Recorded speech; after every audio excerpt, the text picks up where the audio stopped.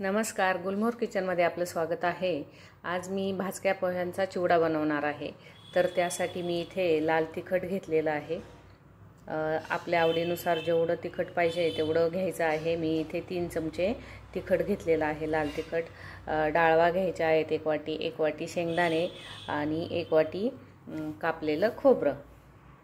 चिवड्याचा मसाला बनवायचा आहे तर त्यासाठी मी इथे धने घेतलेले आहेत। सगळं कच्चेच घेतलेले आहेत, भाजलेलं नाहीये, कारण न भाजता त्याची जरा जास्त छान चव येते म्हणून इथे धने घेतलेले आहेत। जिरे घेतलेत आणि थोडीशी बडीशेप, इथे चाट मसाला घेतलेला आहे, मीठ घेतले, हिंग घेतले आणि हे जे लाल तिखट आणि हे सर्व मसाले आहेत ते एकदम बारीक करून घ्यायचं आहे मिक्सरमध्ये। सुरुवातीला यामध्ये 3 चमचे साखर पण घालायची आहे।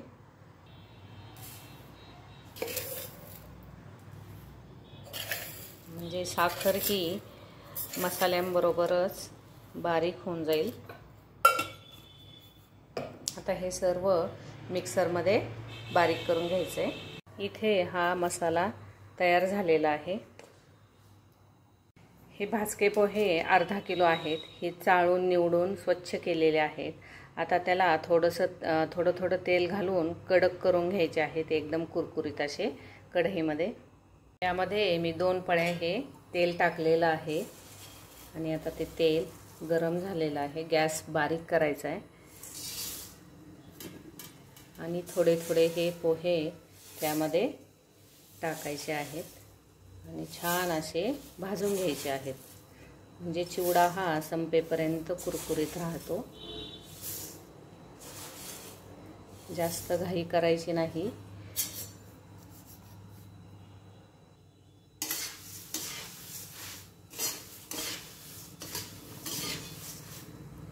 गॅस हा बारीकच ठेवायचा आहे, म्हणजे पोहे हे छान असे भाजून निघतात आणि मेन म्हणजे कडक होतात।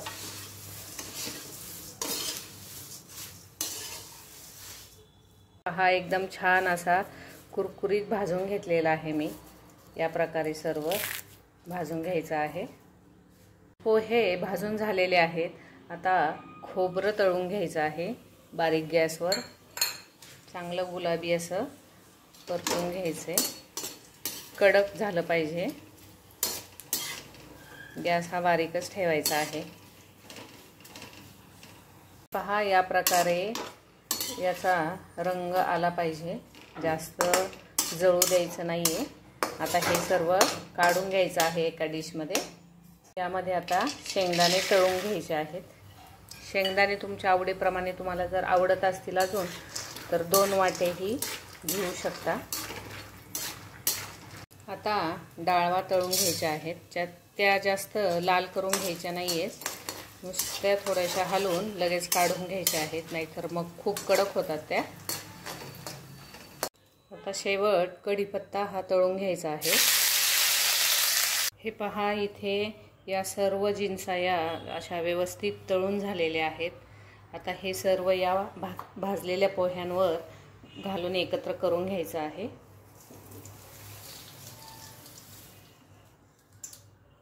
आता हे व्यवस्थित एकत्र करायचं आहे।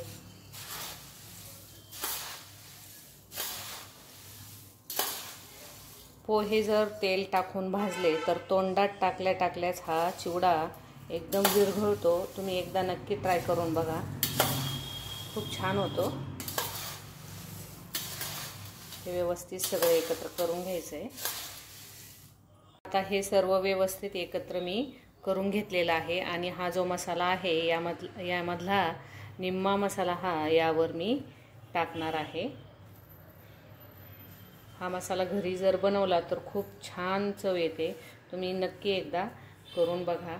आता यातला एवढा हा तसाच ठेवलेला आहे मी।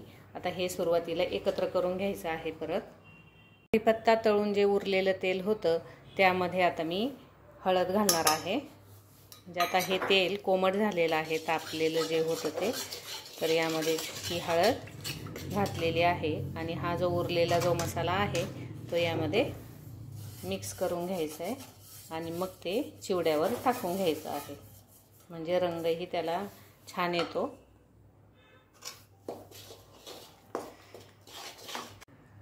हे पहा, या प्रकारे हे सर्व आता मी मिक्स करून घेतलेलं आहे. ते आता या पोह्यांवर घालून घ्यायचं आहे. कढई जरा गरम आहे, त्यामुळे मी ती पकडीने पकडली आहे. पहा, इथे हा भाजक्या पोह्यांचा चिवडा तयार झालेला आहे. खूप छान होतो. तुम्ही नक्की एकदा करून बघा आणि खूप सोपाही आहे. घरचा मसाला टाकल्यामुळे त्याला अशी वेगळीच स्वतःची काहीतरी चव येते छान. आणि हा चिवडा थंड झाल्यानंतर एका कॅरीबॅगमध्ये ठेवून डब्यामध्ये ठेवून द्यायचा आहे. म्हणजे तो शेवटपर्यंत म्हणजे संपेपर्यंत हा कुरकुरीत राहतो. हा व्हिडिओ तुम्हाला जर आवडला असेल तर लाईक, शेअर, कमेंट आणि सबस्क्राईब करायला विसरू नका.